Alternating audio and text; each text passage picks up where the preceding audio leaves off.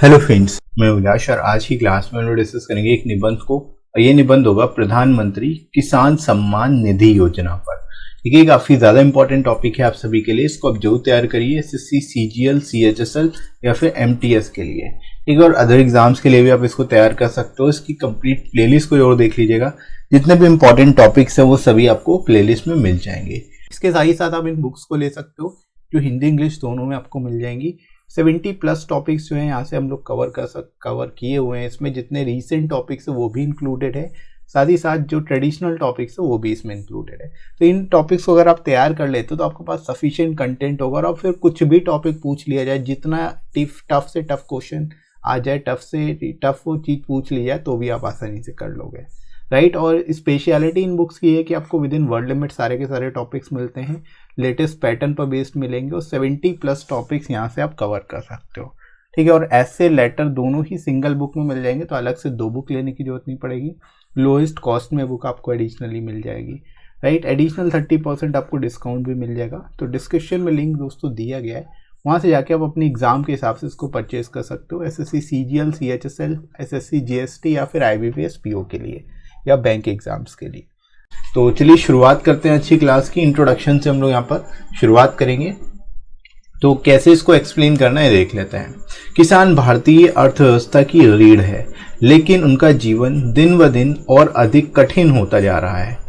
किसानों की बिगड़ती हालत को देखते हुए सरकार ने प्रधानमंत्री किसान सम्मान निधि योजना की शुरुआत की। ठीक है, यहाँ पर आप फ्रेंड्स शुरुआत इस तरह से कर सकते हो कि किसानों की भूमिका बता सकते हो। हमारी अर्थव्यवस्था में किसानों की अहम भूमिका होती है, इसीलिए हम लोग किसानों को अर्थव्यवस्था की रीढ़ भी बोल सकते हैं। ठीक है, क्योंकि ज़्यादातर लोग जो है खेती और किसानी में ही इंडल्ज है, राइट। तो जैसा कि किसान पूरे देश का पेट भरता है, लेकिन उनको कई सारी मुसीबतों का सामना करना पड़ता है और भी दिन ब दिन उनका जो जीवन है कठिन होता जा रहा है। ठीक है, तो इसी को देखते हुए सरकार ने क्या किया है कि स्कीम लॉन्च की, जिसका नाम है प्रधानमंत्री किसान सम्मान निधि योजना, राइट।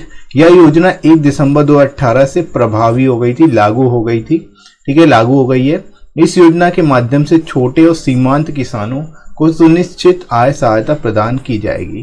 ठीक है, तो यहाँ पर फ्रेंड्स आप बता सकते हो इस योजना की शुरुआत कब से की गई। 1 दिसंबर 2018 से की गई, राइट। और इस योजना के माध्यम से जो स्मॉल एंड मार्जिनल फार्म है उनको आय सहायता प्रदान की जा रही है, राइट, और कंटिन्यूसली प्रदान की जाएगी।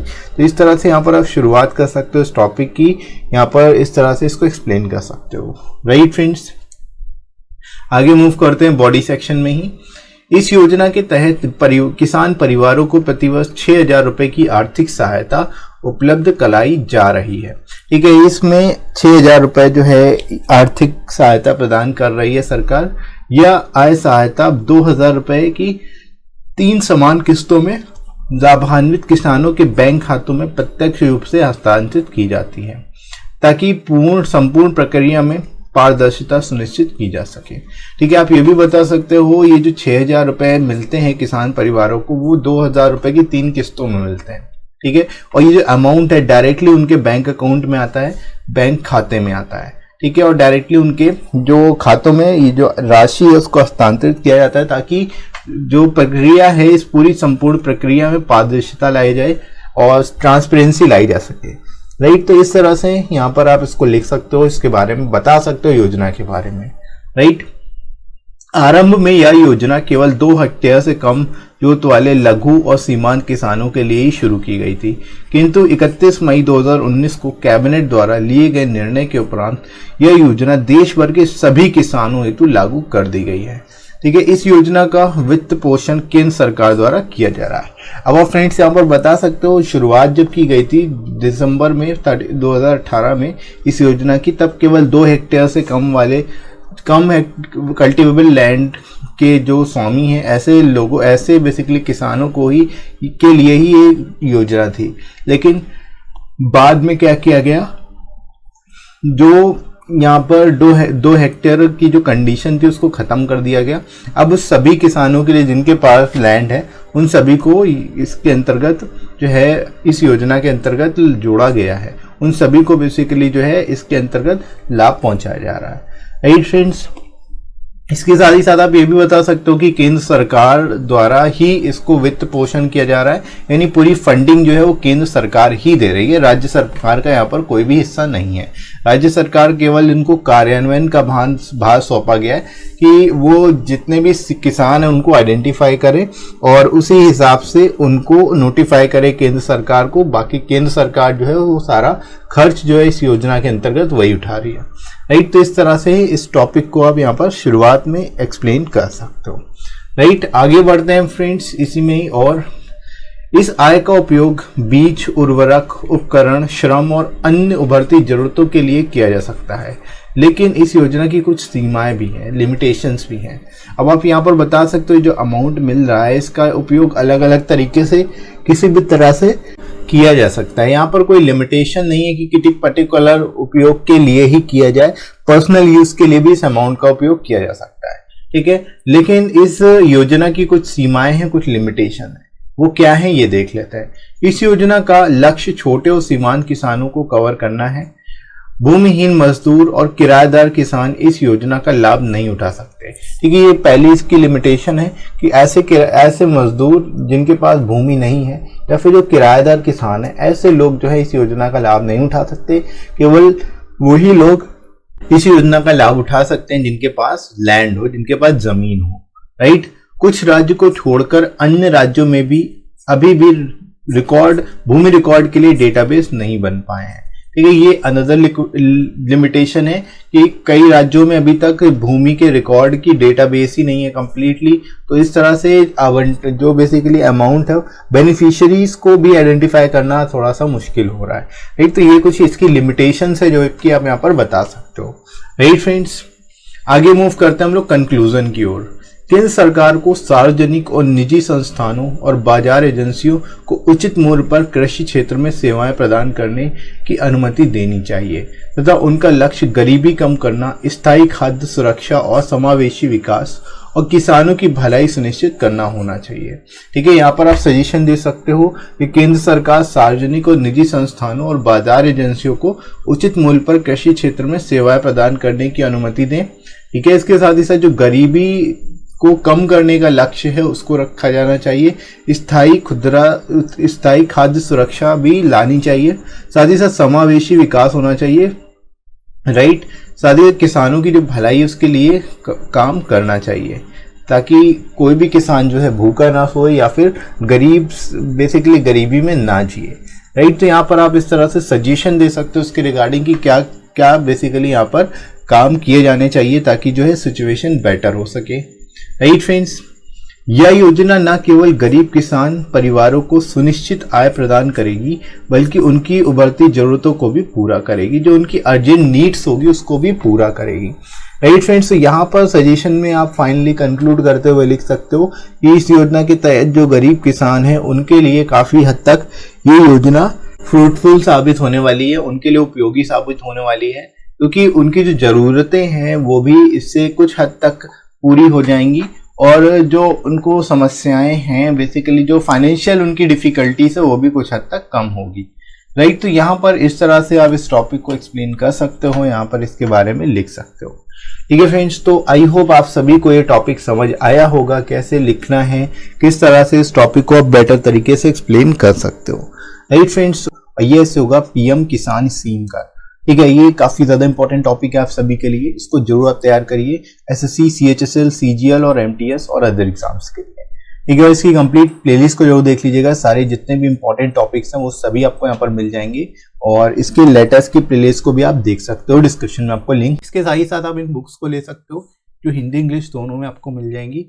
70+ टॉपिक्स जो हैं यहाँ से हम लोग कवर किए हुए हैं, इसमें जितने रीसेंट टॉपिक्स है वो भी इंक्लूडेड है, साथ ही साथ जो ट्रेडिशनल टॉपिक्स है वो भी इसमें इंक्लूडेड है। तो इन टॉपिक्स को अगर आप तैयार कर लेते हो तो आपके पास सफिशिएंट कंटेंट होगा और फिर कुछ भी टॉपिक पूछ लिया जाए, जितना टफ से टफ क्वेश्चन आ जाए, टफ से टफ वो चीज़ पूछ ली जाए तो भी आप आसानी से कर लोगे, राइट। और स्पेशलिटी इन बुक्स की है कि आपको विद इन वर्ड लिमिट सारे के सारे टॉपिक्स मिलते हैं, लेटेस्ट पैटर्न पर बेस्ड मिलेंगे और 70+ टॉपिक्स यहाँ से आप कवर कर सकते हो, ठीक है। और ऐसे लेटर दोनों ही सिंगल बुक में मिल जाएंगे, तो अलग से 2 बुक लेने की जरूरत नहीं पड़ेगी। लोएस्ट कॉस्ट में बुक आपको एडिशनली मिल जाएगी, राइट। एडिशनल 30% आपको डिस्काउंट भी मिल जाएगा। तो डिस्क्रिप्शन में लिंक दोस्तों दिया गया है, वहाँ से जाके आप अपने एग्जाम के हिसाब से इसको परचेज कर सकते हो, SSC CGL, CHSL, SSC GST या फिर आईबीपीएस पीओ के लिए या बैंक एग्जाम्स के लिए। शुरुआत फ्रेंड्स करेंगे हम लोग इंट्रोडक्शन से। तो इसको आप कैसे एक्सप्लेन करोगे, इस टॉपिक को कैसे आपको बेहतर तरीके से लिखना है ये देख लेते हैं। Farmers are the backbone of the Indian economy but their life is getting more and more difficult day by day. ठीक है, आप यहाँ पर शुरुआत कर सकते हो भाई बताते हुए कि फार्मर्स जो है एक तरह से बैकबोन है हमारी कंट्री की, हमारी इकोनॉमी की, फिर भी जो फार्मर्स हैं उनकी लाइफ जो है डिफिकल्ट होती जा रही है दिन प्रतिदिन। Considering the deteriorating condition of the farmers, the government has launched प्रधानमंत्री किसान सम्मान निधि स्कीम, जिसको हम लोग बोलते हैं पीएम किसान। ठीक है, यानी कि किसानों की कंडीशन जो बिगड़ती जा रही है, इसी को देखते हुए गवर्नमेंट ने क्या किया, एक स्कीम लॉन्च की जिसका नाम है प्रधानमंत्री किसान सम्मान निधि स्कीम। ठीक है, जिसको शॉर्ट में पीएम किसान स्कीम भी बोला जाता है। Right. The PM Kisan is a central sector scheme with 100% funding from the government of India। ठीक है, यानी आप ये भी बता सकते हो पीएम किसान जो है सेंट्रल सेक्टर स्कीम है, यानी सेंट्रल गवर्नमेंट की स्कीम है जिसमें 100% फंडिंग जो है वो सेंट्रल गवर्नमेंट की है। Right. This scheme is made effective from 1 दिसंबर 2018। इस स्कीम को पहली बार जो है इसको 2 चरणों में बेसिकली शुरुआत की गई थी। इसकी पहली शुरुआत जो है इसकी की गई थी 1 दिसंबर 2018 को। राइट। तो यहाँ पर आप बता सकते हो शुरुआती दौर पर 1 दिसंबर 2018 में इसको लॉन्च किया गया था। Right. It has provided an assured income support to the small and marginal farmers. ठीक है, यानी कि इसकी वजह से, इस स्कीम की वजह से जितने भी स्मॉल एंड मार्जिनल फार्मर्स उनको एश्योर्ड इनकम सपोर्ट मिल पाया है, उनको रेगुलरली इनकम सपोर्ट मिल रहा है।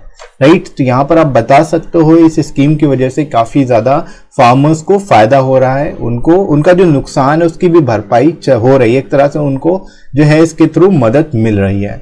राइट गाइस, तो इस तरह से यहाँ पर आप शुरुआत कर सकते हो, लिख सकते हो इस टॉपिक के बारे में। राइट। आगे बढ़ते हैं फ्रेंड्स हम लोग बॉडी सेक्शन में। It is being implemented by the ministry of agriculture and farmer welfare. ठीक है, यहाँ पर आप बता सकते हो इस स्कीम को इम्प्लीमेंट कौन कर रहा है, ministry of agriculture and farmers welfare जो है, मिनिस्ट्री ऑफ एग्रीकल्चर जो है वो इसको इम्प्लीमेंट कर रही है। Under the scheme, the government of India transfer an amount of ₹6,000 per year in 3 equal installment of 2,000 each to all land holding farmers irrespective of the size of their land holding। Right. यहाँ पर आप बता सकते हो इस scheme के अंतर्गत जो गवर्नमेंट जो है ट्रांसफर करती है 6,000 रुपीज का अमाउंट 3 इक्वल इंस्टॉलमेंट्स में, जो कि 2,000 ईच की है। Right. To all land holding farmers irrespective of size and land holding. ठीक है, यानी सभी लैंड होल्डिंग फार्मर्स को जिनके पास लैंड है, चाहे कितनी भी लैंड हो, उन पर साइज का कोई फर्क नहीं पड़ेगा, ना ही लैंड होल्डिंग से उस पर कोई फर्क पड़ेगा। मतलब जितनी भी उनके पास लैंड होल्डिंग हो, जितना भी उनके पास खेती हो, जितनी भी लैंड हो, उससे कोई फर्क नहीं पड़ेगा, उनको इस स्कीम के अंतर्गत जो अमाउंट है वो मिलेगा। Right. The fund is directly transferred to the bank accounts of the beneficiaries। आप ये भी बता सकते हो इसके अंतर्गत जो फंड है वो डायरेक्टली ट्रांसफर होता है बैंक अकाउंट्स में के जो भी बेनिफिशियरीज हैं उन सभी के बैंक अकाउंट में डायरेक्ट ट्रांसफर होता है। The entire responsibility of the identification of the beneficiary farmers families rest with the state government। ठीक है, जो रिस्पॉन्सिबिलिटी यहाँ आइडेंटिफिकेशन की कि कौन बेनिफिशियरी है इस स्कीम के अंतर्गत, ये रिस्पॉन्सिबिलिटी स्टेट गवर्नमेंट्स की है, जिस स्टेट में बेसिकली इस स्कीम को चलाया जा रहा है। राइट। तो बेसिकली यहाँ पर आप बता सकते हो आइडेंटिफिकेशन जो फार्मर फैमिलीज आइडेंटिफिकेशन है, इसकी रिस्पॉन्सिबिलिटी स्टेट गवर्नमेंट्स के पास है, जबकि जो अमाउंट है वो फंडिंग जो हो रही है वो पूरी तरह से सेंट्रल की हो रही है, सेंट्रल गवर्नमेंट ही पूरी तरह से फंड कर रही है।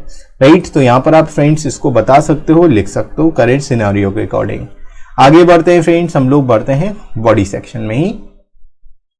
It is providing assured supplemental income to the farmers on regular basis। ठीक है, यानी कि इस स्कीम के द्वारा रेगुलर बेसिस पर सप्लीमेंटल इनकम जो है फार्मर्स को प्रोवाइड की जा रही है।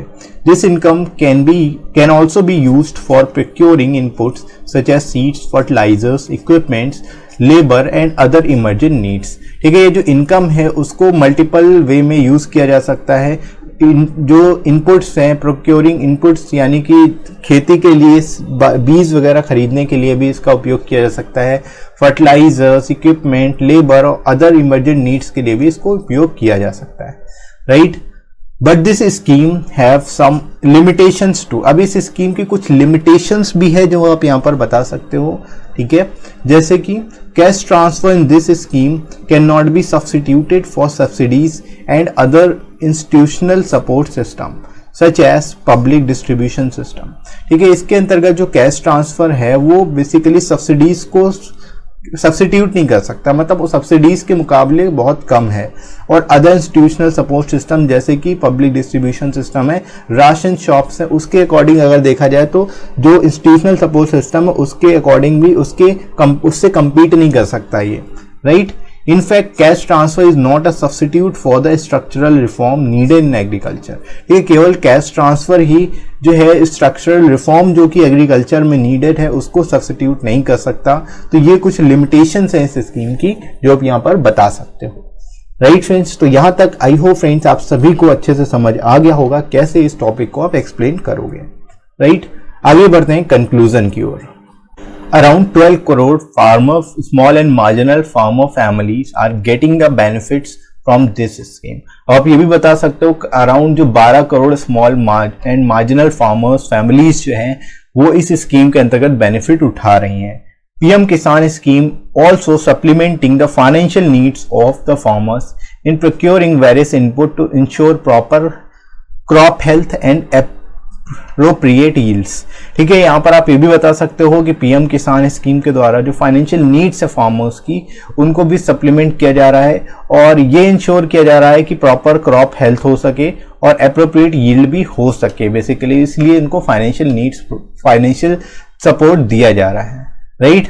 This scheme would pave the way for the farmers to earn and live a respectable living and it definitely increase their income and support at the time of urgent needs. ठीक है, यहाँ पर आप बता सकते हो कंक्लूड करते हुए ये स्कीम जो है फार्मर्स के लिए एक तरह से बेटर वे है, एक तरह से एक तैयार करेगी रास्ता, एक वे तैयार करेगी जिसके द्वारा वे अपनी लाइफ को रिस्पेक्टेबल तरीके से जी सकेंगे और लिविंग भी उनको अच्छे से हो पाएगी और इससे उनकी इनकम जो है वो भी बढ़ेगी और अर्जेंट नीड के टाइम पर उनको एक तरह से सपोर्ट भी मिल सकेगा, राइट। तो इस तरह से इस टॉपिक को आप यहाँ पर एक्सप्लेन कर सकते हो, लिख सकते हो बेटर तरीके से।